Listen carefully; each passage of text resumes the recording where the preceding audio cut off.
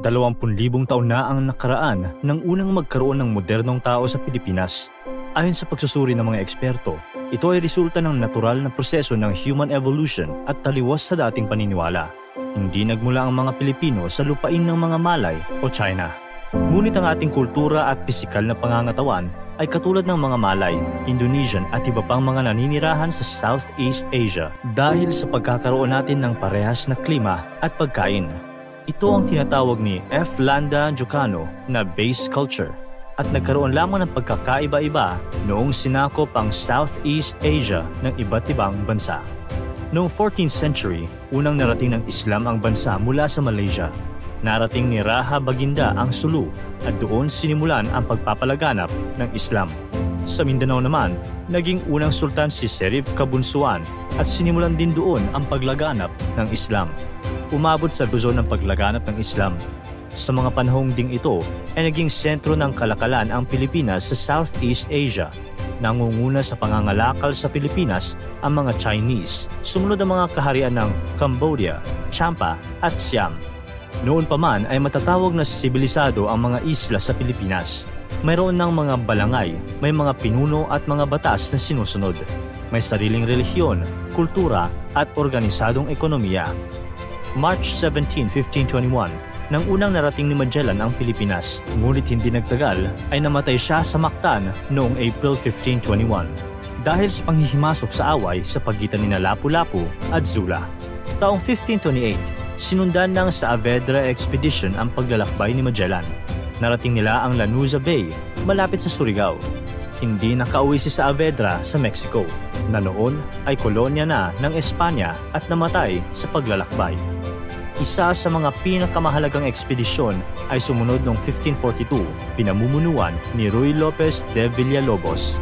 Narating nila ang Sarangani Island at dito ipinagutos niya ang pagtatanim ng mais. Pinangalanan niya ang Leyte bilang Las Filipina bilang pagpupugay sa noon ay Crown Prince na si Philip II. Huling paglalakbay na nagresulta sa tuluyang pananatili ng mga Espanyol sa Pilipinas, ang Legazpi-Urdaneta Expedition. Si Miguel Lopez de Legazpi ang tanging binigyan ng hari ng Espanya ng titulo bilang Adelanto de Filipinas. Naging madali ang pagsakop sa watak-watak na isla ng noon ay Las Islas Filipinas. Hindi dahas ang naging pangunahing sandata na ginamit ng mga konkistador o mananakop, kundi krus. Sa ilalim ng Redusyon del Pueblos, pinangunahan ng mga pari ang pagtatag ng mga pueblos o mga bayan. Sa bawat pagtatag sa isang bayan ay kasama ang pagtatag ng simbahan.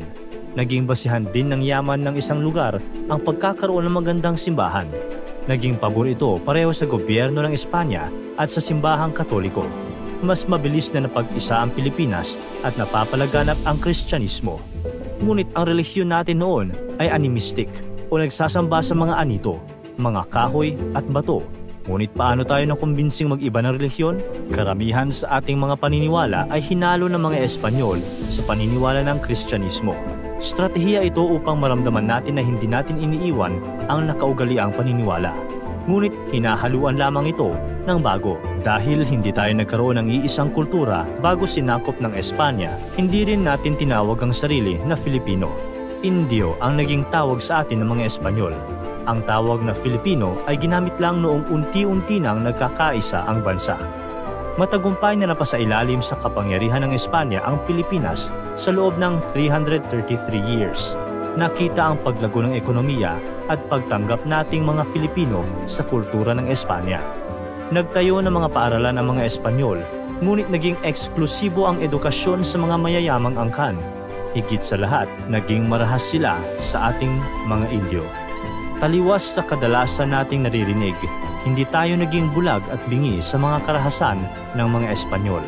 Nagkaroon ng iba't ibang pag-aalsa laban sa mga Espanyol simula pa noong 1565. Ngunit dahil wala tayong pagkakaisa, mabilis itong natalo. Walang nasyonalismo ang mga Pilipino dahil wala tayong iisang pagkakakilanlan.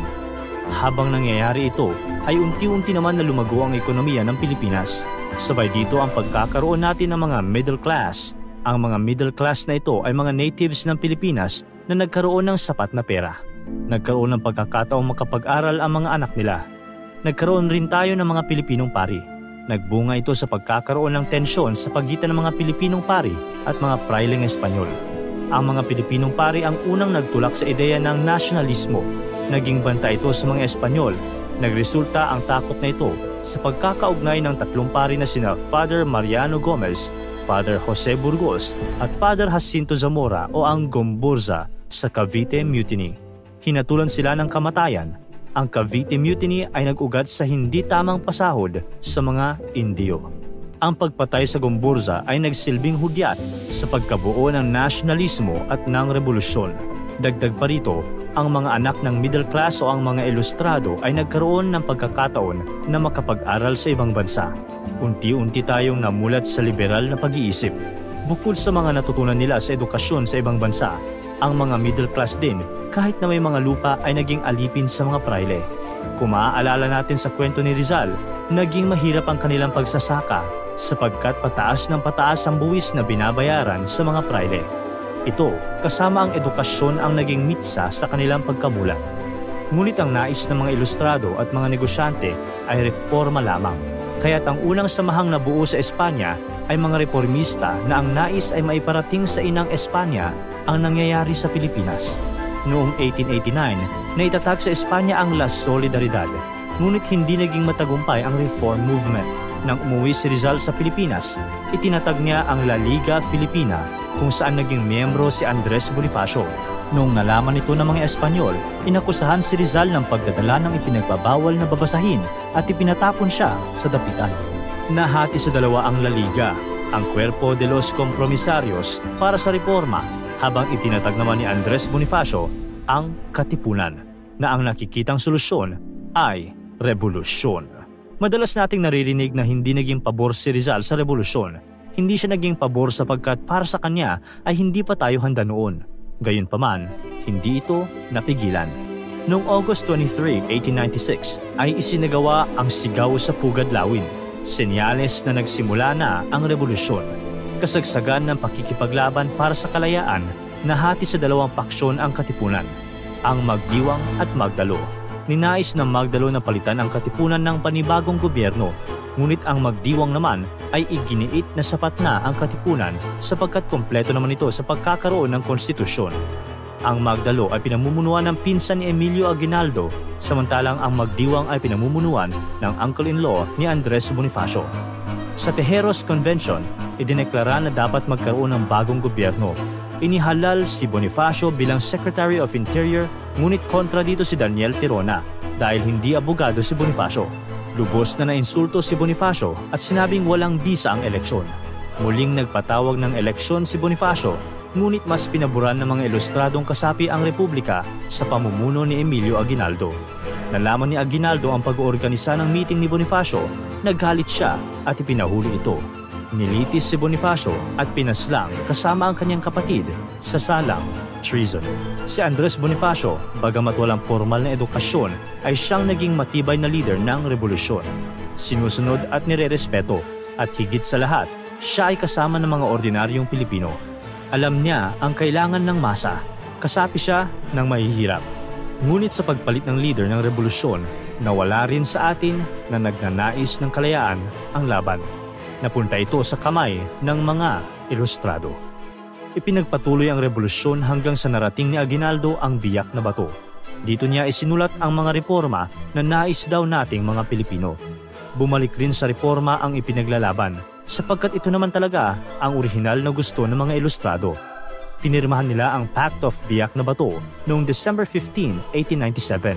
Sa ilalim nito, tinuldukan nila ang Philippine Revolution kapalit ng pera at voluntary exile sa Hong Kong at pangakong masusunod ang reformang nais nila. Noong sumunod na taon, 1898, sumiklab ang Spanish-American War, May 1, 1898, nang maganap ang Battle of Manila Bay at naging matagumpay ang Amerika laban sa Spain. Nabalitaan ito ni Aguinaldo sa Hong Kong. Bumalik si Aguinaldo sa Pilipinas at muling itinatag ang gobyerno militar habang sinusubukan na makipag-usap sa Amerika.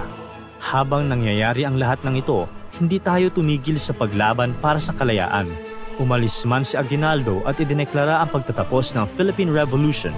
Tayong mga ordinaryong Pilipino ay patuloy na naghangad ng kalayaan. Ngayon, sa ilalim ng nagbabadyang pananakop, panibagong laban na naman ang ating kakaharapin. Sa kabila nito, idineklara ni Aguinaldo ang Philippine Independence noong June 12, 1898. Ngunit, una pa lamang ay nakahanda ng mabigo ang pangalawang revolusyon. Ito ay dahil sa literal na backstabbing na nangyayari sa gobyerno ni Aguinaldo. Natalo sina Aguinaldo at tuluyan itong nanumpa sa bandila ng Amerika. Ngunit ang pagsuko ng puwersa ni Aguinaldo ay hindi nangangahulugang pagsuko ng mga Pilipino. Si Aguinaldo lang ang nanumpa ng katapatan sa bandila ng Amerika.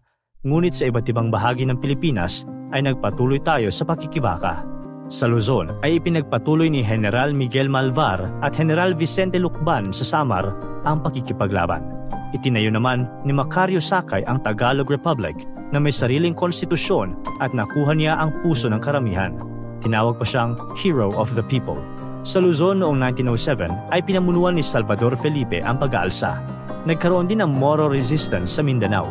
Hindi naman nabigo ang Amerika na tuluyang kunin ang loob nating mga Filipino.